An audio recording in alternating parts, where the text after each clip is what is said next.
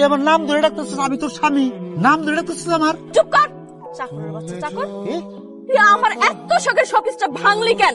Showpiece ভাঙছি ভালো করছি, এখন তোরে পিঠে ভাঙি হারাবো। তুই আমার চাকর করে ডাকতেছিস, কত বড় সাহস তোর? এত বড় সাহস, তুই চেয়ারম্যান রে হুমকি দেস? দিছি হুমকি, হুমকি দিছি। এটা কি তোর পরিষদ নাকি? এটা আমার বাড়ি, এটা আমার ঘর, তুই আমার বউ। দিছি। আমার শোপিস ভাঙা আমার সামনে দাঁড়ায় গলার রক ফুলে কথা কইতেছস? হ্যাঁ, তোর তো আমি 100 বার ডাকমু চাকরের বাচ্চা চাকর। কি করবি? হ্যাঁ,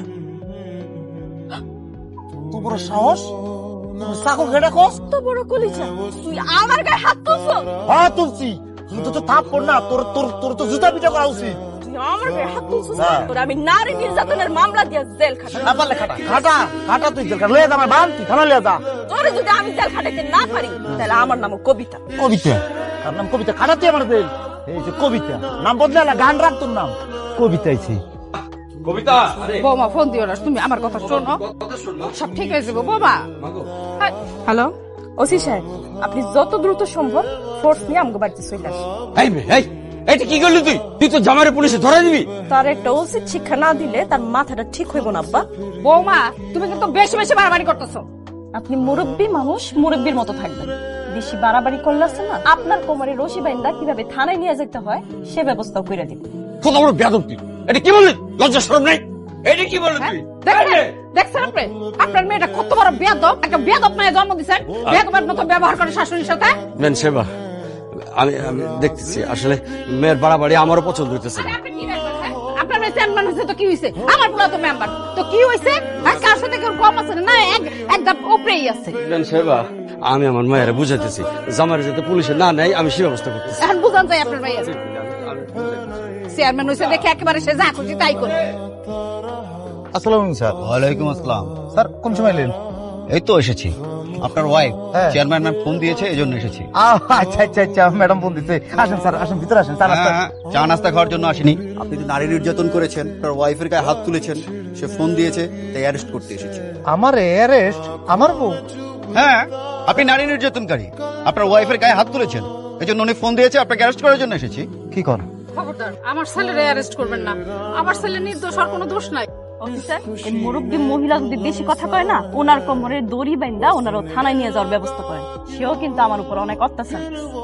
সি বৌমা, তুমি আমার এমন একটা কথা বলতে পারলা যে এই মানুষটা কোনোদিন তোমার সাথে উচ্চ স্বরে কথা কইনি। এই অভিযোগটা দেওয়ার আগে তোমার কি একটু কষ্ট হয় নাই? তোমার একটু কি গলাটা কাঁপে নাই? না, কাঁপে নাই। কবিতা, তুই কিন্তু সবকিছু তো খুব বাড়াবাড়ি করতেছিস।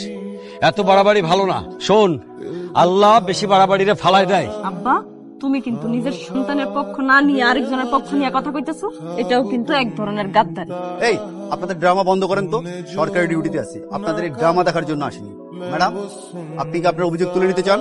না, আমি চাই এই মেম্বারের উপযুক্ত শাস্তি। সে আমার উপর অনেক অত্যাচার করছে। তাসকিন, জামানকে গ্রেফতার করো।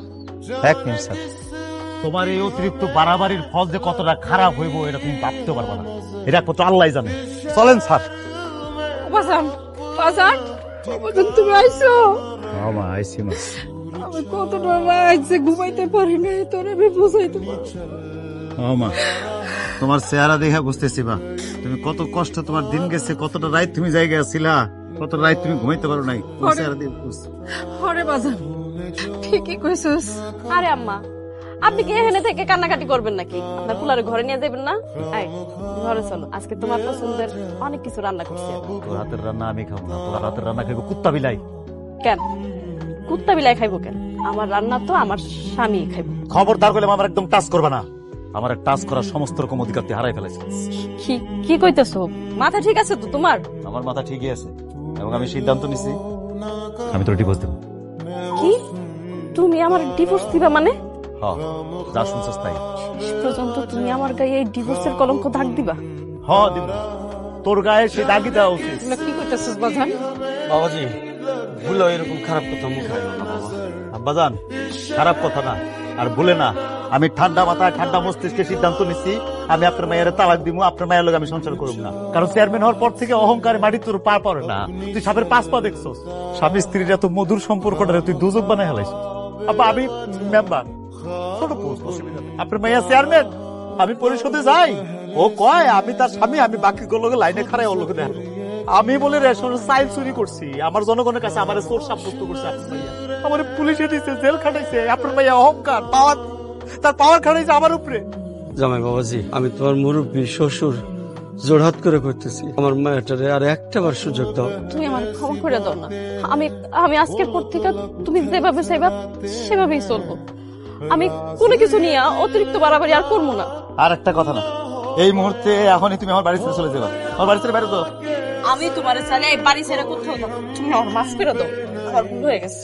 কোনো মাপ নাই আব্বা, আপনি আপনার বাইরে নিয়ে আমার বাড়ি থেকে বাইরে যান, এক্ষুনি বাইরে যাবেন গিয়া। আমার মাফ করবেন মুরব্বী, আপনি আমার বাপের সমান, আপনি আমার রিকোয়েস্ট করে লাভ নাই। আপনার মায়ের লগে আমি আর সংসার করতে পারবো না, এটা ফাইনাল সিদ্ধান্ত। বাবাজি, আমি এই বাড়ি ছেড়ে কোথাও যাবো না, যতই সিদ্ধান্ত জানাই দাও না কেন, আমি যাবো না। আব্বা তুমি ছাড়ো তো মানে। জোর করিস না, এটা জোর করার সম্পর্ক না। আব্বা এটা আমার বাড়ি, আমার ঘর, আমি যাবো না, তুমি ছাড়ো। বোঝার চেষ্টা কর, জোর করার সম্পর্ক না। আম্মা আপনি কিছু কোন আমার ব্যাপারে। আব্বা,